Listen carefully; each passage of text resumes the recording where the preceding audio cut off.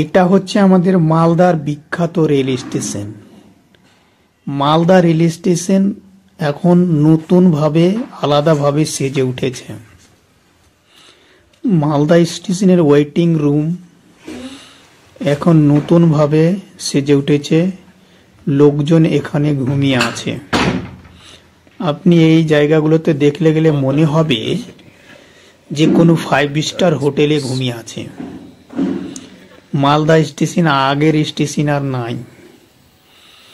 পরিষ্কার পরিচ্ছন্নতা এমন ভাবে বেড়েছে যে মালদা স্টেশনটা এখন ঘুরে দেখার মতন এরিয়া, একটি টুরিস্ট প্লেস মনে হবে। তো আমি সেদিন কিন্তু ইন্টারসিটি এক্সপ্রেস ধরতে গেলাম ভোরবেলা। তো ভোরবেলা তখন 4টা বাজে, লোকজন প্ল্যাটফর্ম ওয়েটিং রুমে কিন্তু ঘুমিয়ে আছে। এদিক ওদিক ঘোরাঘুরি করতে করতে আমি নিজের ট্রেনের কিন্তু অ্যালাউন্স হয়ে গেল।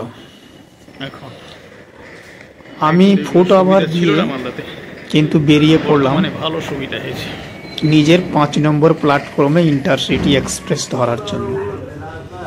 তো ইন্টারসিটি এক্সপ্রেস ধরবো, তার আজর পাজরটা একটু মনে হলো যে ঘুরে দেখেইলি, যে স্টেশনটা এখন নতুনভাবে যেহেতু সেজে উঠেছে,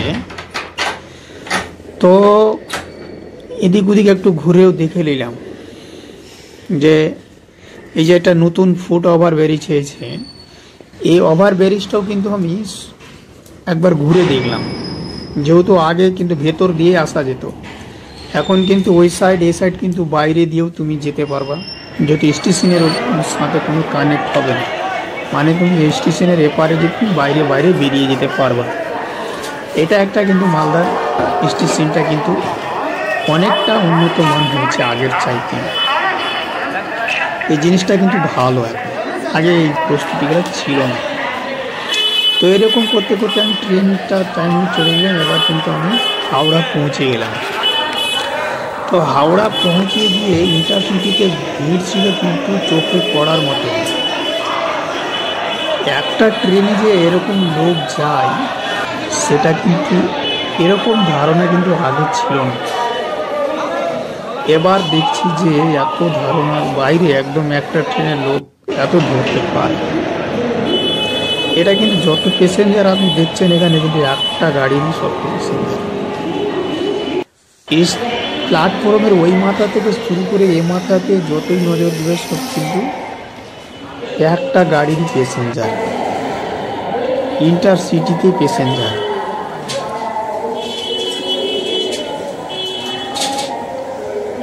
হাওড়া প্ল্যাটফর্মের এখানে জলের ব্যবস্থা, মুখ ধোয়ার জন্য, পানি খাওয়ার জন্য, প্যাসেঞ্জারের ক্লান্ত মেটানোর জন্য।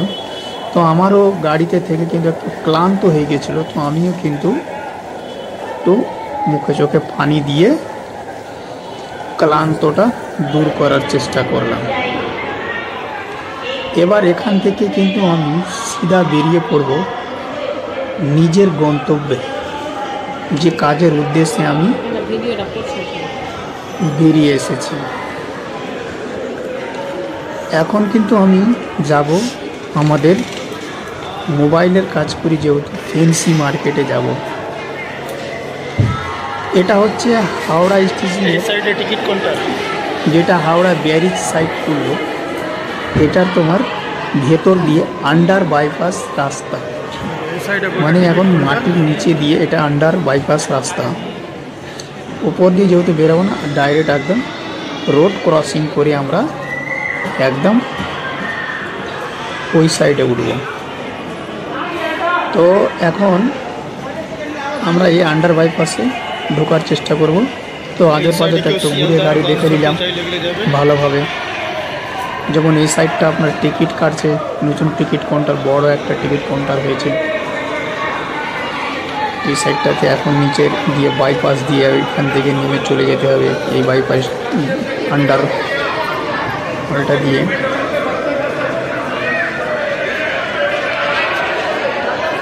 এটা দিয়ে কিন্তু একদম লাস্টে একদম পুরো একদম গোটা বাইপাসে বেরাতে পারবো। এই সাইড একটা এটা আগে টিকিট কাউন্টার ছিলই, এই সাইডে গোটা এটা টিকিট কাউন্টার।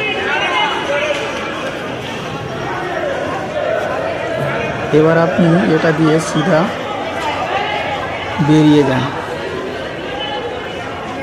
এটা কিন্তু ওপরে রোড আছে, কিন্তু মাথায় রাখবেন যেটা উপরে রোড আছে, গাড়ি চলাচল করছে।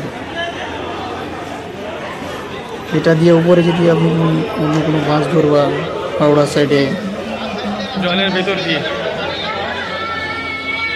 এবার এটা দিয়ে সিধা বেরিয়ে যান। আর এই দু সাইডে যেটা এই ফুটপাতে দোকানগুলা দেখছেন, এই দোকানগুলাতে কিন্তু কেনাকাটা করলে কিন্তু সাবধানে কেনাকাটা করবা, কিন্তু এখানে কিন্তু আপনাকে লুটবে। এখানে বাইপাস, যে মালের দাম আপনার আছে বাস স্টপ। 150 টাকায়, কিন্তু এখানে তোমাকে 700-1000 টাকাও চাইবে। আর যদি একটু আঁচা কাঁচা করো তো পকেট থেকে হয়তো পয়সা বেরও করে নিতে পারে, এরকমও হয়েছে মাঝে মধ্যে এই জায়গাগুলোতে। কিন্তু এই জায়গাগুলোতে সাবধানে সামান কিনবা, দেখে সামান কিনবা। এবার এটা দিয়ে আপনি সিধা ফেন্সি উপরে উঠে যাবে। উপরে উঠেই দেখবে একদম সিধা সারি সারি সব বাঁশ লেগে আছে। হাওড়া, শিয়ালদাহা, খিদিরপুর, মাটিয়া বুরুজ, ফেন্সি যাবো ফেন্সি। এদিকে আপনার ভিক্টোরিয়া, ধর্মতলা, মানে আপনি যেখানে যাবেন পুরো এরিয়ার বাস কিন্তু এটা এই এরিয়াটাতে বাস স্ট্যান্ডটাতে পাওয়া যায়। একটু এদিকে ওদিকে ঘুরে ঘাড়ে দেখে নিতে হবে, যেহেতু আমাদের এই সারি সারি বাস লেগে আছে।